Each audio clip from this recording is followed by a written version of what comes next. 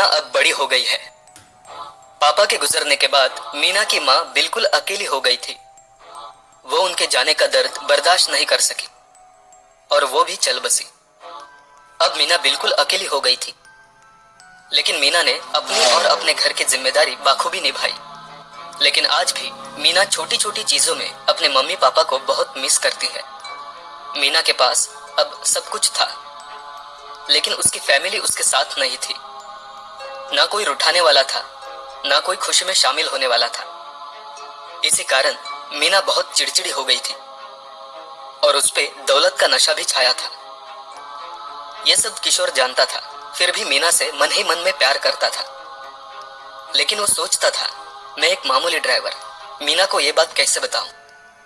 फिर एक दिन मीना किशोर के साथ घर जा रही थी, तो किशोर ने मीना से कहा,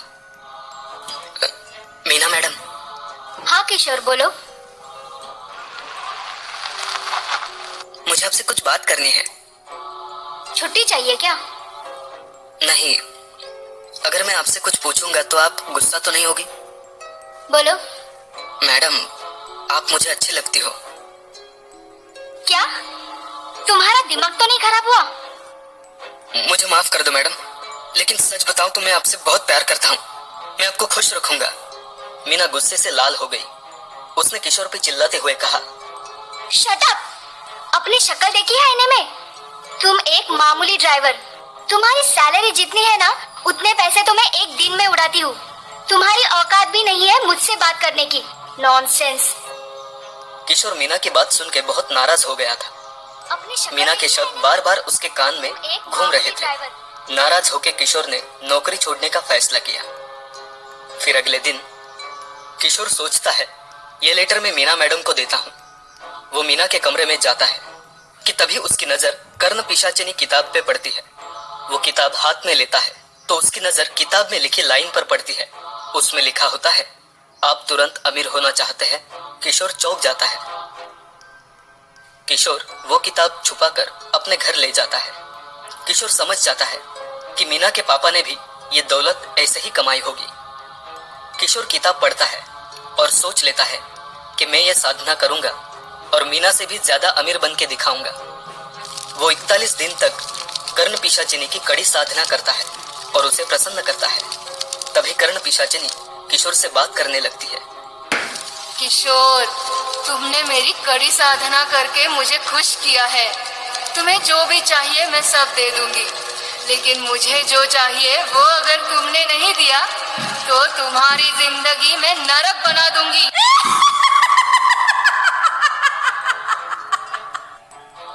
देखते ही देखते किशोर बहुत अमीर हो जाता है। वो मीना के घर के ठीक सामने ही अपना आलीशान और मीना से भी बड़ा घर बना लेता है। कर्ण पिशाचिनी साधना के बारे में किसी और को पता ना चले, इसलिए किशोर ने आगे से कुछ पन्ने फाड़ दिए। यहाँ मीना को ये बात अच्छी नहीं लगी थी। मीना मन ही मन किशोर से जलने लगी थी। मीना को समझ नहीं आ रहा था कि किशोर इतना अमीर कैसे हो गया। उसने सोचा, अगर मैं किशोर को अपने प्यार के जाल में फंसाऊंगी तो उसकी दौलत मेरी हो सकती है। मीना रोज किशोर से मिलने के बहाने ढूंढने लगी थी। किशोर भी थोड़ा खुश हो रहा था। आखिर वो मीना से एक जमाने में प्यार जो करता था।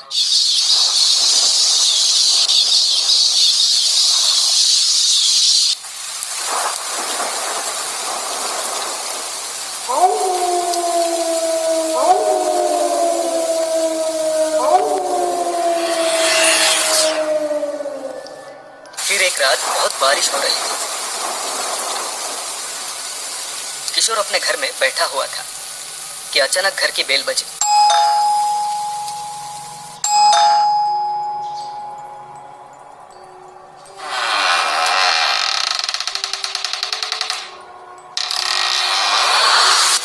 उसने देखा डोर के बाहर मीना थी। किशोर ने उससे पूछा, अरे मीना, तुम इतने रात गई यहाँ कैसे आई? तुम तो बिल्कुल भीग गई हो।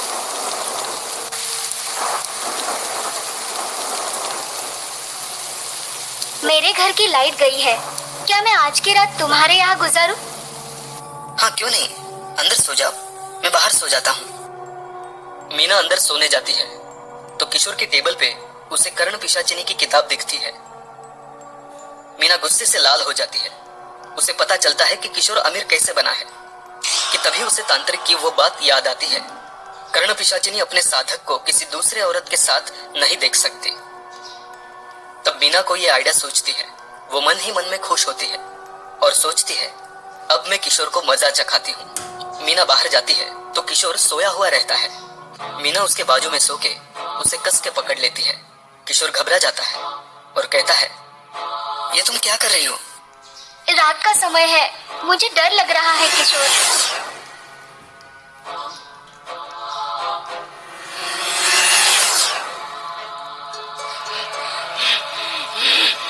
मुझे शराब चाहिए।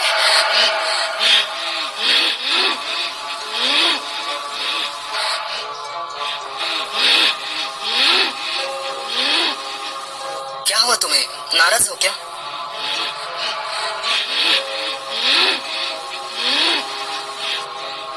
मैंने तुम्हें ऐसे कभी नहीं देखा।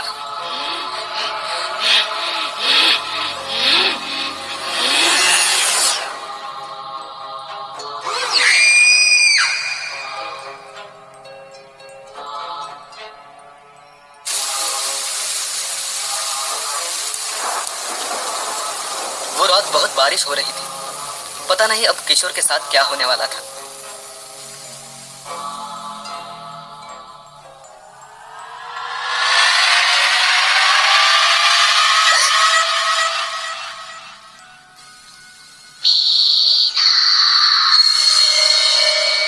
मीना के कान में अचानक फुसफुसाने की आवाज आने लगती है। मीना डर जाती है। उसे समझ नहीं आ रहा था कि उसके साथ क्या हो रहा है। मीना सोने की कोशिश कर रही थी, लेकिन उसे ऐसे लग रहा था कि कोई उसे घूर रहा है। रात भर कुछ ऐसे ही अनुभव हो रहे थे।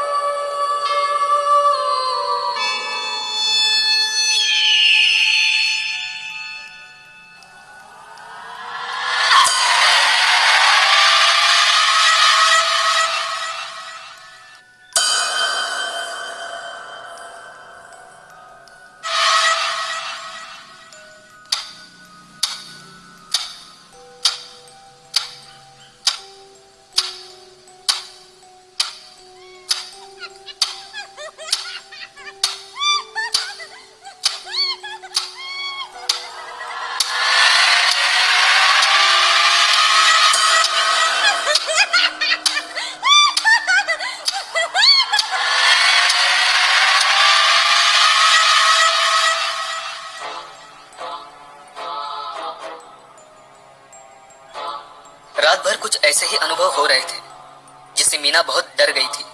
वो बार बार समझने की कोशिश कर रही थी आखिर हो क्या रहा है, कि तभी उसके सामने कर्ण पिशाचिनी साक्षात खड़ी हो जाती है। तुम कौन हो?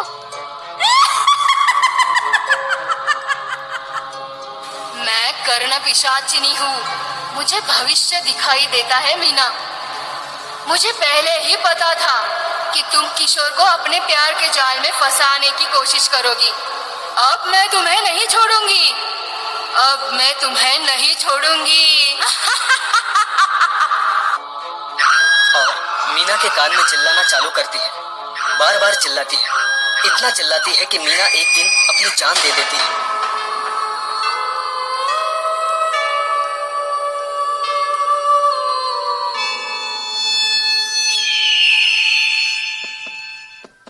यहाँ किशोर आखिर तक कर्ण पिशाचिनी को खुश करता रहा, और जब वो बूढ़ा हो जाता है तब उसे एहसास होता है कि जिंदगी में उसने सब कुछ पा लिया, लेकिन उसे उसका प्यार नहीं मिला। अब वो सिर्फ मरने की राह देख रहा है, क्योंकि कर्ण पिशाचिनी से छुटकारा पा सके। और तभी कर्ण पिशाचिनी उसे कहती है, किशोर, तुम्हें क्या लगा तुम मुझसे बच पाओगे? मैं अपने साधक को 200 साल तक नहीं छोड़ती। हाँ?